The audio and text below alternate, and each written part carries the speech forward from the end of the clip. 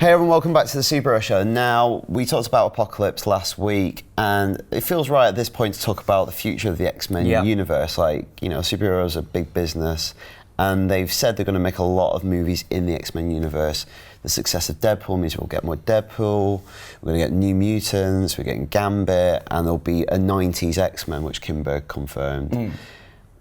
What we want to talk about is, how do they make all that work? Because the X-Men films have been pretty uneven when you take all of them together. And we just want to talk about what they should be doing, I think. Yeah, it feels to me like they need a larger plan at work. Absolutely. Lots of quotes have come out this week from different people involved, especially Kimberg and Singer. And they don't really sound like they're sure about where they're going, unless they are and they're just pretending. But you would like to think there's a plan in place in terms of including Deadpool and Gambit and the New Mutants and X-Force and wherever else the franchise could go. Yeah, and I feel like the post-credit sequence on Apocalypse, Spoiler alert, is I think them trying to do more wider universe building and having these films rather than just running in parallel, weaving in and out of each other. So setting up Mr. Sinister, which is a cool villain, and is also a villain that has ties to a lot of those X characters. Yeah. So he has ties to Cable and Deadpool and Gambit. So it's kind of cool that they're going to maybe have that character, so we can see more kind of crossovers. But what's weird is if the next X-Men movie is 90s. With these kids, is that off limits? Or interestingly, because obviously we're getting into characters that can time travel, could it really play into their favour? Could it be a really nice accident that they've got this 90s set X-Men core series, and then on the other hand you've got the light-hearted Deadpool, who then brings in time travel? Yeah. And that's almost a way that you can bring that character into that world in such a weird and wacky way that I think it would kind of play. Could they have it like a Back to the Future 2 style scenario where these characters are weaving in and out of the first X-Men movie scenes? Oh man, that'd be so weird. That'd be amazing, in background a shot. I just think that the reaction to this X-Men movie has been pretty tepid. Yeah. And for them to just do the next decade as part of this overarching, every 10 years plan that they've got, I think it needs to be more than that, because I feel like people are losing interest a little bit. We felt like we did a little bit. Yeah, because I like Days of Future Past, but it feels like, we said this last week, it's like they've just gone through and gone, what big X-Men stories not done Apocalypse to do that? And it's like they're living film to film. And you look at Marvel, and obviously we compare a lot of things to Marvel, but they've had this big plan and it's paying off big time, with Civil War and what they can do in terms of story. I think they should have that, horrible term, but a brain trust of people and go, you're going to be our director on this, let's map it all out. It's not set in stone, but let's hit these moments in these key movies and just play that bigger picture, because then it becomes essential to see all the X-Men films. It's not that one got good reviews, that one got bad, we'll skip that one. It's you have to see it because Deadpool turns up halfway through. So I really hope they do that. One thing I'm concerned about is them doing the Dark Phoenix saga again. Obviously no one's very happy with how it was done first time around, but it feels to me like they've been seeding it a little bit in Apocalypse, and I don't know, is that going to get bums on seats, seeing the same storyline but just done better? And it's such an iconic storyline, arguably one of the greatest X-Men stories ever. So it's I guess you can, you have different Jokers, can you have different Dark Phoenixes, but it's I think you can, but again, they need to do that thing where they don't just squander it. Yeah. What they do in Last Stand, they combine it with the Mutant Cure storyline, and I think the risk would build it over lots of films. If you've got Sophie Turner and you've locked her into a 5-picture deal or whatever, I don't know what it is, seed it. Keep having these moments where she's dangerous, make people actually think she's dangerous, and then when Mr. Sinister, you have the moment where he takes on all of them, that's when maybe the Phoenix Force is truly revealed. And that becomes, they become intertwined rather than it just being isolated to one movie and you've wasted it. Singer said something interesting to Fandango this week. I have some quotes. He said, another thing that's been introduced in the comics is a big alien interstellar tenant within the X-Men universe that hasn't been explored. And to me, that might be kind of fun because I'm a huge Star Wars and Star Trek fan. And exploring the X-Men universe and being able to utilise that would be exciting visually. He says, if I'm going to be involved in a significant way, it has to be something different, visually different and aesthetically different.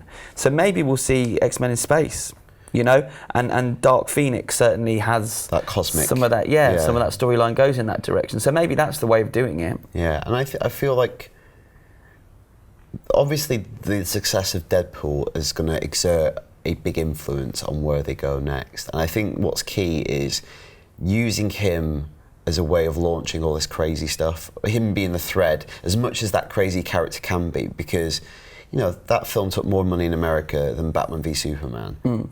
People will go, like, Deadpool is now their jewel. And it's working out how that kind of crazy character can be your foundation when it's much easier for him to, like, be commenting on it. So I think that's a big challenge. But he does say what I kind of like to hear, but I'm never sure about these things. He says, anytime you throw all these characters together to hit a start date, it can make a lot of money, but it can also be a cluster F. To me, it has to be done with a lot of care. These things can get overwhelming, and if a character doesn't belong in the movie, don't use him. If the tone can still maintain itself, I'm all for it. What I'm not for is throwing a bunch of characters together and hoping it works. So, it's easy to say that, but like you say, when you've got this one character that's been infinitely more successful than the others in the last couple of years, then the temptation is going to be there to use him no matter what. Yeah.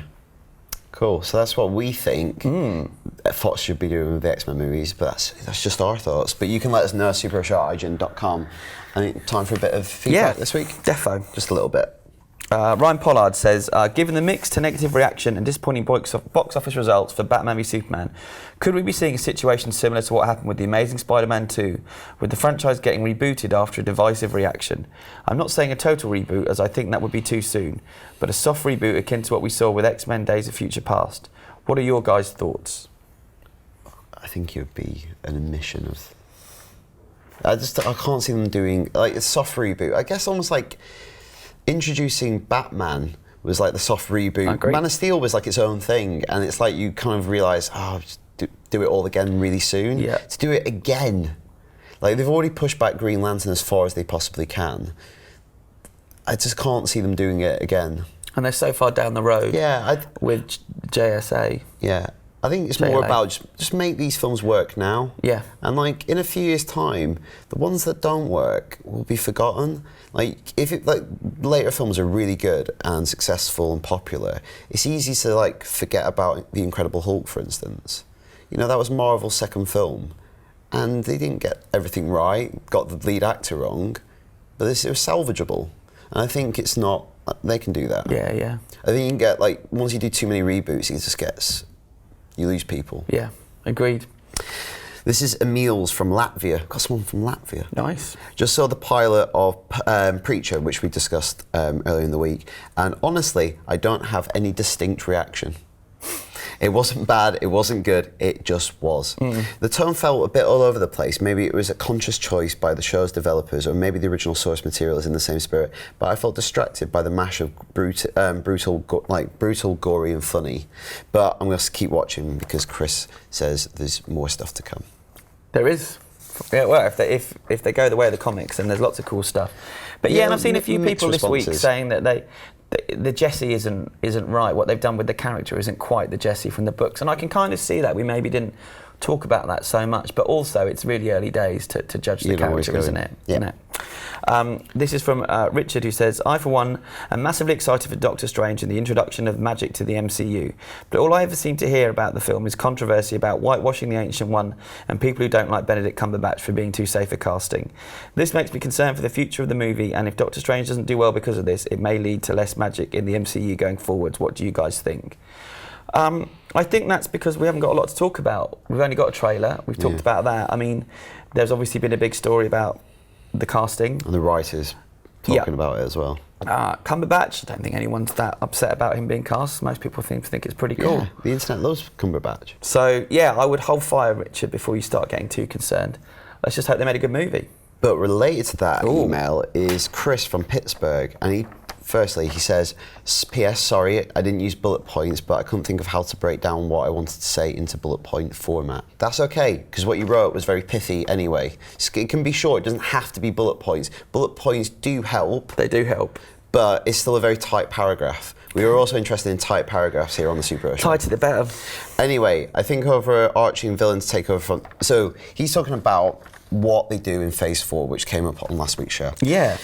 Anyway, I think a great overarching villain to take over after the Avengers defeat Thanos, well, spoiler, would be Dormammu. I heard a rumour about this a while ago and thought it would be really cool. He's extremely powerful, and even though I don't think he will be the main villain in Doctor Strange, I think they'll seed him. Have you heard the rumour of Dormammu being Phase 4 villain? Well, I haven't, but I do think that is an excellent idea because Doctor Strange is an interesting character because he deals with things that are like beyond the scope of the Avengers even. Like, they're saving the planet, he's saving reality. So if they save the planet in Infinity War, it's kind of upping the ante. Like, where'd you go after that? Well, you have to save several dimensions. So he could be the gateway into that, and Dormammu would be that bigger bad.